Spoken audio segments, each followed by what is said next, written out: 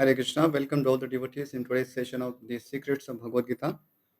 Om Adhyanativarandhasya Jnananjana Chalakaya Chakshurunmilitam Yena Tasmai Shri Gurube Namaha Shri Chaitanya Manobhishtam Stapitam Yena Bhutale Swayam Rupah Kada Mahyam Dadadi Swapadantikam Vancha Kalpatarubhyascha Kripa Sindhubhya Evacha Patitanam Pavanebhyo Vaishnavebhyo Namo Namaha Shri Krishna Chaitanya Prabhu Nityananda Shri Advaita Gadadhara Shri Vasadi Gaura Bhakta Vrinda Hare Krishna, Krishna Krishna, Hare Hare, Hare Rama, Rama Rama, Hare Hare. Today we are going to discuss Bhagavad Gita chapter number 2, text number 23.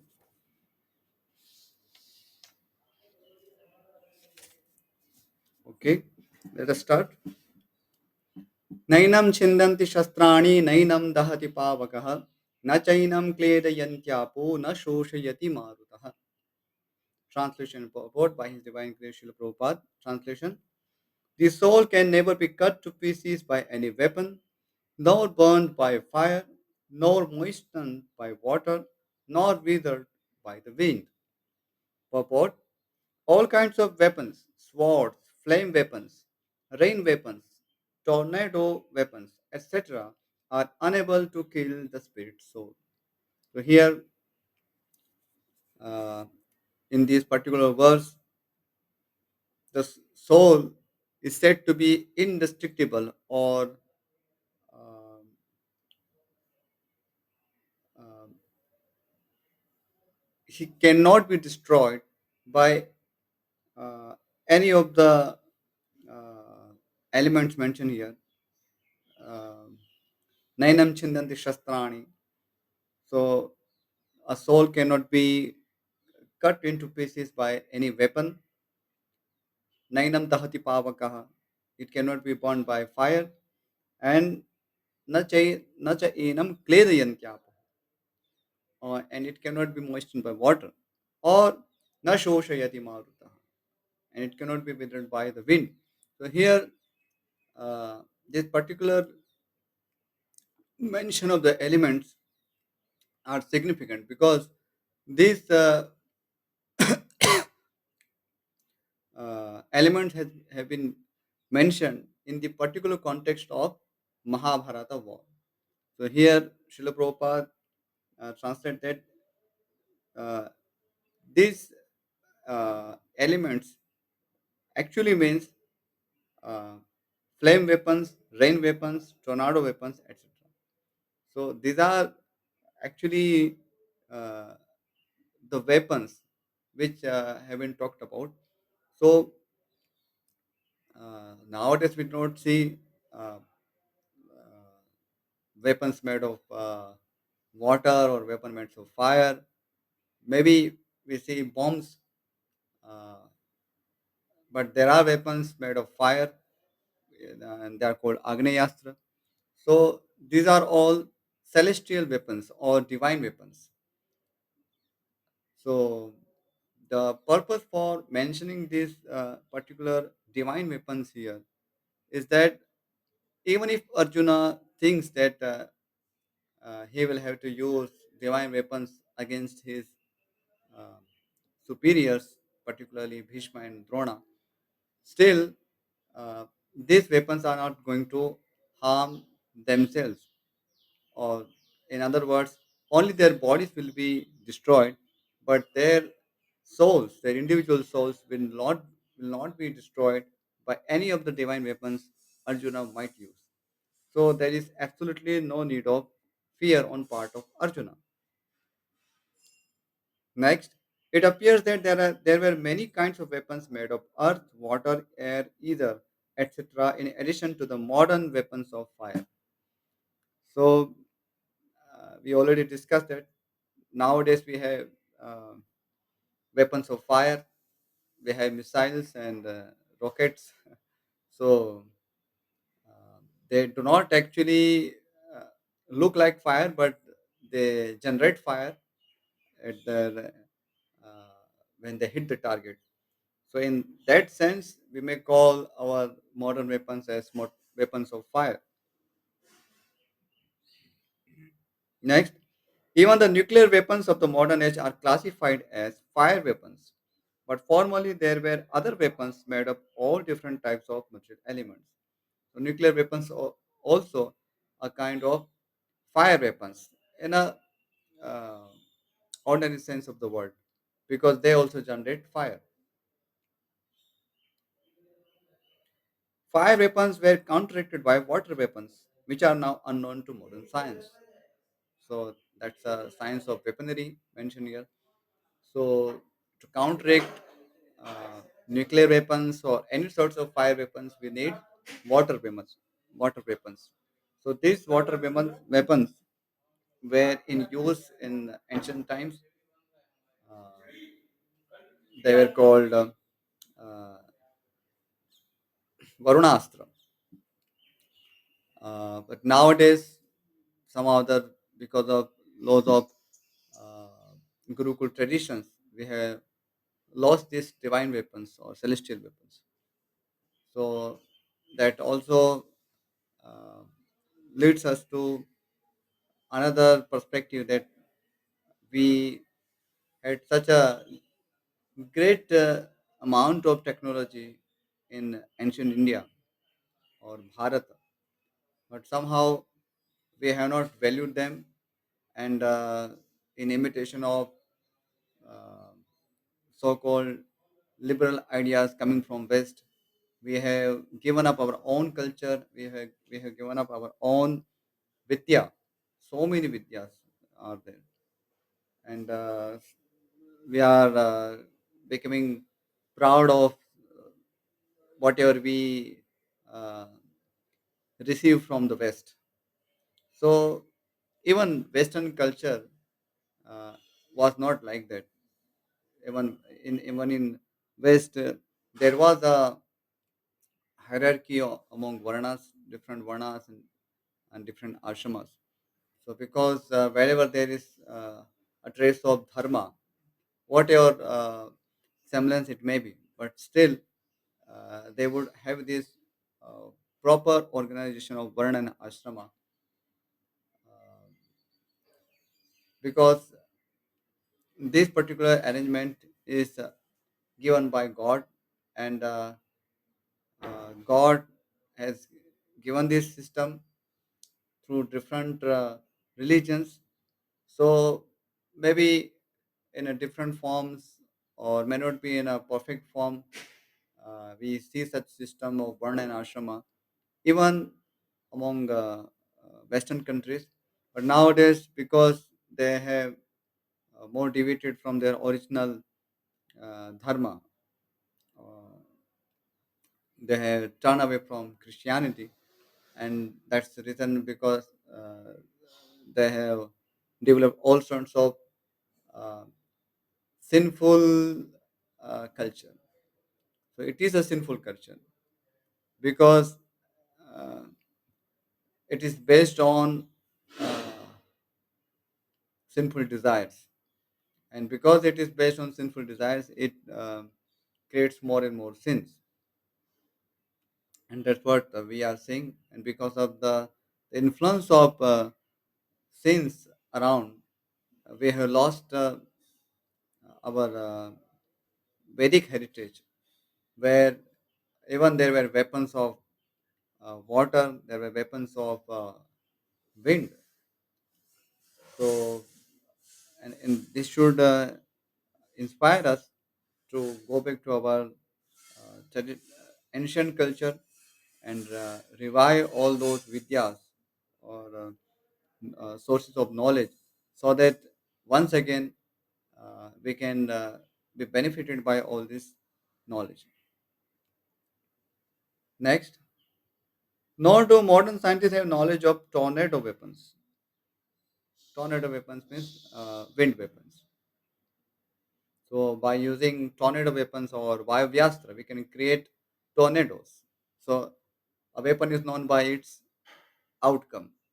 So uh, Vayavyastra or tornado weapons create such a situation like a tornado. So that's why they are known by that name. Nonetheless, the soul can never be cut into pieces nor annihilated by any number of weapons, regardless of scientific devices. So, but the particular characteristic of soul is that it can never be destroyed by any number of these divine weapons. So Arjuna should not have uh, any worry regarding his relatives because their souls are going to be there. They are not going to be destroyed by any weapons. The Mayavadi cannot explain how the individual soul came into existence simply by ignorance and consequently became covered by the illusory energy. Srila Prabhupada is particularly mentioning this point of Mayavad here, though in the text there is no any immediate connection with the Mayavad. However, Srila Prabhupada takes the liberty to mention this uh, Mayavad here because uh, Mayavad has the idea that everything is one, and because a soul cannot be cut into pieces, so we should conclude that actually everything is just one, and that's how they uh, propagate their theory of oneness. But however, we will see how they are wrong in this conclusion. Nor was it ever possible to cut the individual souls from the original Supreme Soul. Rather, the individual souls are eternally separated parts of the Supreme Soul. So, there are two folds mainly here we see with the Mayavad theory. First thing is that if soul cannot be cut into pieces, and from that logic they derive that Eko Brahma Kyo Nasi. But then, how would they explain that this Brahman who is said to be Satchit Ananda, full of knowledge, how it can be covered by ignorance? So it is a soul, sorry, a Brahma is said to be abhikari or without any transformation. So how a soul can come into ignorance, except the state of ignorance? So this they cannot give any satisfactory reply. Another thing, they imagine that because soul cannot be cut into pieces, that's why we should uh, see that there is actually only one Brahma. So uh, Jiva and Brahma, actually they are one and the same. So they tend to conclude like that. But here we see that Prabhupada explains that uh, the individual souls, they are always existing along with Lord Shri Krishna, the super soul. So there was never a time where uh, individual souls were created from Lord Shri Krishna. So uh, it was an eternal situation that there is a Brahman, Parabrahma Lord Shri Krishna, and then there are individual souls or uh, jivas, and they always maintain this eternal existence. Uh, so and and we have support from the Shrutis, Nityo Nityanam, Chetanas Chetananam, Eko Bahunam Yuviddhati Kama.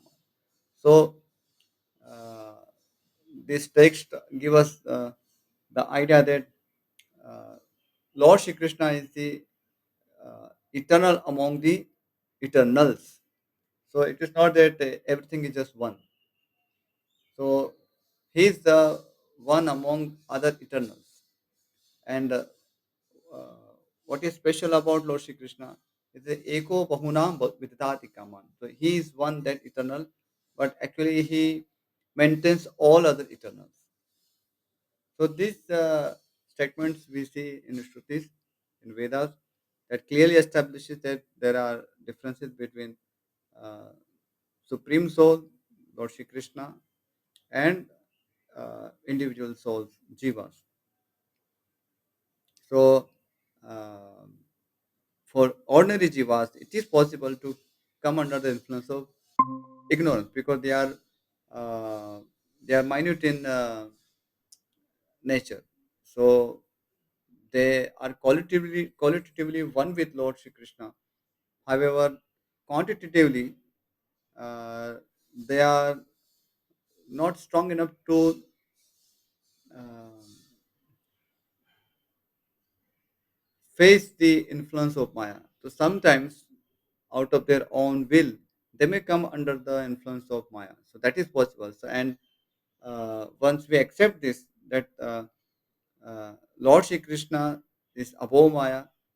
However, living beings or ordinary souls, because they are minute in nature, can come under the influence of material energy or Maya. Then everything uh, makes sense. We don't have to imagine any other things. So any explanation that has less imagination is considered more logical. And if we see this Vaishnava understanding, that as we explained just now, so that makes sense, and it's more reasonable. Whereas for Mayavad theory, we have to assume so many things. So there are many other faults in Mayavad theory, but these are two main points. One thing is that they imagine it cannot be cut into pieces, so then they conclude that that's why there is only one Brahma, but then they cannot explain that how this Brahma can come under Maya,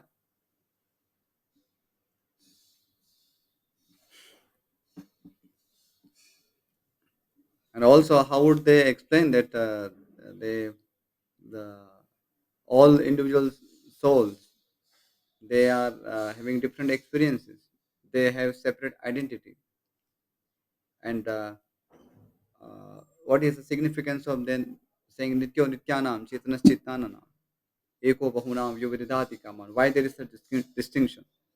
If everything is one, then why to mention that there is one among others? So it just does not make any sense. Next, because they are atomic individual souls eternally, they are prone to be covered by the illusory energy, and thus they become separated from the association of the Supreme Lord, just as the sparks of a fire, although one in quality with the fire, are prone to be extinguished when out of the fire. So here, this particular analogy of fire and uh, its sparks has been given to give us idea how individual souls are like sparks of the fire. So they are fire, they are also fire, but they are not. They cannot act in the same capacity of a fire. So in quality, they are fire, but we can see that when the sparks uh, come into some little wet area, or they go away from fire, then they can be extinguished very easily. So similarly, individual souls are um, minute in nature. They are atomic particles of Lord Shri Krishna. So they can be influenced by Maya. But the same thing cannot happen with Lord Shri Krishna, who is Mayadhisha, who is the Lord of Maya.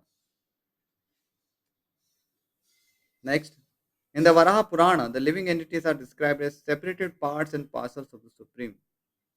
Again, we see in different Vedic scriptures, we see such a distinction between the super soul and individual souls.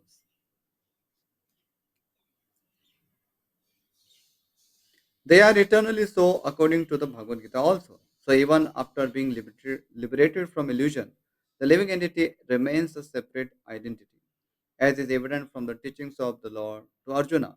Arjuna became liberated by the knowledge received from Krishna, but he never became one with Krishna. So here is the practical example from Bhagavad Gita, that just by receiving knowledge from a guru, one does not become one with guru. One still uh, maintains his separate existence, and Arjuna receiving instruction from Lord Shri Krishna, he uh, maintained his identity as Arjuna. He did not become Krishna. So that's a very crude example, but this is just to make us understand in a simple words that how uh, receiving knowledge does not mean that we become one with knowledge, or we become one with the one who gave us knowledge. So Mayavadis have this idea that jnata, jnaya, and jnana, everything becomes one and the same. So so when you go to higher realizations, the more you go higher, the more you realize that actually there is no difference between jnata. Jnata means the one who knows, and jnaya means the things which is to be known, and jnana means knowledge. So there is no difference between the knowledge, the one who knows, and the thing to be known. So these are simply vocabulary. In actuality, we both from the Vyavahar Paksha, from the practical point of view, and also from the Shruti statements, we see that there are distinctions. There are clearly distinctions mentioned in scriptures of individual soul and the Supreme Soul, Lord Shri Krishna. Because there are statements like Bhishasmat Vatah Pavate, Bhishasmat Udeti Surya. So wind blows out because of the fear of Lord Shri Krishna, and Bhishasmat Udeti Surya. So sun rises due to the fear of the Lord. So now these attributes cannot be attached to an individual soul, because sun does not rise because of our will, or wind does not flow because of our will, or any individual ordinary soul's will. So that's simply foolishness to imagine ourselves as the supreme being. So we are of the same nature as that of the supreme being or supreme soul. But as far as quantity is concerned, we are minute particles. So uh, this is a perfect understanding, and it resolves all doubts regarding the science of uh, individual soul and the supreme soul, and it satisfies all the uh, references regarding individual soul and supreme soul in the very scriptures. So uh, somehow there are classes of philosophers, and there are always differences between philosophers, because knowledge is considered a staircase. So it is not like it's not something like a fruit that you eat it and you enjoy the taste. So that is not how knowledge works. Knowledge is like a staircase. So the more you become knowledgeable, the more you uh, go deep into Vedic Shastras. So the more you study Shastra, the more you realize that how Vedic scriptures reveal the truth about the God and living beings. So sometimes by seeing the uh, Abheda statements means the statements that denotes non difference between uh, Parabrahma and ordinary Brahma. So sometimes we may get confused by that, and we may fourthly conclude that actually there is no difference, because there are Abheda statements on non-different statements. But this is not how we come to any conclusion. In Shastra, there has to be Samanvaya. That's why in Vedanta Sutra we have the statement, one particular sutra, Tattu Samanvayat. So Tattu Samanvayat means there has to be Samanvaya. Samanvaya means um, proper reconciliation or harmonization. So we have to consider the vast body of scriptures, the vast body of Shastra statements regarding the absolute truth. So just by uh, seeing some statements, we cannot conclude anything. uh, as something perfect, because we will have to give answer for other such statements that clearly shows differences between param brahma and ordinary brahma. Then what about that? So if our understanding is perfect, then we should clearly explain those bhed statements or statements showing differences. So it is Vaishnava understanding that satisfies this abheda and bheda in a very perfect way. Lord Sri Chaitanya Mahaprabhu expounded this particular philosophy, that is called Achintya Bhed Abheda Tattva. So that is called inconceivable difference and non-difference between the Parabrahma and ordinary Brahma. So there is a non-difference because qualitatively they are same. Uh, Parabrahma is also Satchit Ananda, eternal, full of knowledge and full of bliss. Ordinary soul is also eternal, full of knowledge and full of bliss. But when it comes to quantity, then one is Mayadhisha. Parabrahma is Mayadhisha. He is Lord of Maya or illusion, or Lord of uh, ignorance. He is way above ignorance. He is the controller of the ignorance. And regarding ordinary soul, he sometimes, out of his own will, can come under the influence of Maya or ignorance because he is minute in nature. So that's the wholesome understanding of regarding the Parabrahma and ordinary Brahma. Okay, I will stop here. If there is any question, we can take. If not, then we'll stop here.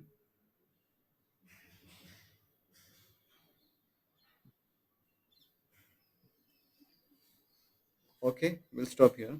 Vancha Guruji, I have a question. kalpatarushya kripa. There is a question? Yes, Guruji.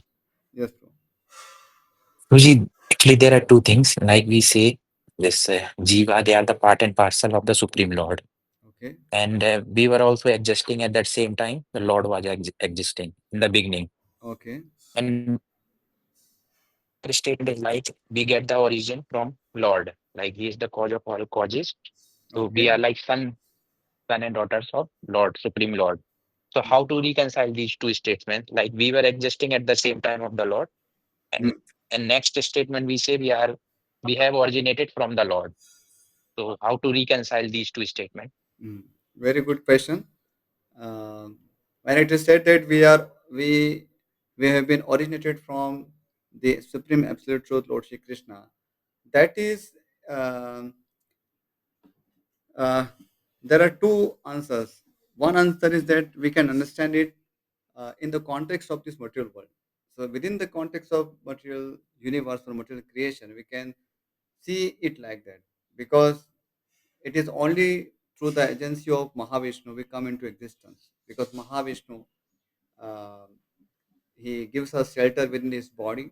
And when there is sarga, primary creation, and when there is visarga or secondary creation done by Lord Brahma, at that time living entities who are sleeping in this stomach of Mahavishnu comes into existence. So in that sense we are children of God, right? Because we are originating from him. So within the context of material creation, that's one answer. Another thing is, uh, why is it called that we are children of God, or we are originated from Lord Shri Krishna? Because uh, the same thing has been explained in relationship to Lord Shri Krishna's different expansions, different Vishnu expansions. Because Lord Shri Krishna is the original person, and through him different expansions come into existence, or they uh, perform different tasks. So both are same, but there is a origin in terms of in tattva. So it is through Krishna different Vishnu expansions come into existence. So similarly, uh, jivas, they are also expansion of Krishna, but they are uh, They are vibhinnamsha. So there are two things. One is Swansha and another is Vibhinamsha. Swansha means they are personal expansion of Lord Shri Krishna. So Vishnu expansion is personal expansion and they come from Krishna. And Vibhinamsha means uh, they are not personal expansion of Krishna, but are also coming from Lord Shri Krishna in a sense that uh, they actually dependent on Krishna. So when we have the relationship of shelter and sheltered, then we can take this analogy of father and son. So father is the shelter and son is the sheltered. So similarly, Lord Shri Krishna, even when we when Lord Shri Krishna is eternal and we are also eternal, but because we are dependent on Lord Shri Krishna for all our needs, whether it is material needs or spiritual needs. So in Vaikuntha, there are no material needs, but even for all spiritual needs, we are dependent on Lord Shri Krishna because it is He who has created these facilities. So in and actually, He is the controller of everything. So He is managing everything. So from the quantity point of view, He is the controller of everything, and because He is the controller of everything, He is the one who supplies us everything, and He fulfills all our needs, whether material or spiritual. So in that sense, because He is supplying us our needs like a father does to his sons. So so we are children of God in that sense. So uh, to put it simply, uh, even on the tattva point of view, uh, both Parabrahma and Jiva or ordinary Brahma are eternal, but Jiva is dependent on Lord Shri Krishna. And because it is deriving all his needs uh, or his existence is dependent on Lord Shri Krishna, we say that it is originated from Lord Shri Krishna. So both the way we can understand such thing. And in a loose sense, actually there is nothing like something originated from anything. But because we have to make people understand how things work, we have to understand the proper tattva of everything. So one is the shelter, another is sheltered. So that's why sometimes we may have to use certain words like something originated from something, but actually nothing is like originated from something because it is. We can say that we had taking some material example to explain things like father gives birth to son, but this relationship does not exist in the spiritual world because Jiva and Ishvara, they always exist. There's nothing like someone giving birth to someone. But because in relationship of father and son, son is dependent on father. So just to explain such kind of relationship, we may use certain words like that. Okay, bro. Yes, bro. Thank you. Okay, let us stop here.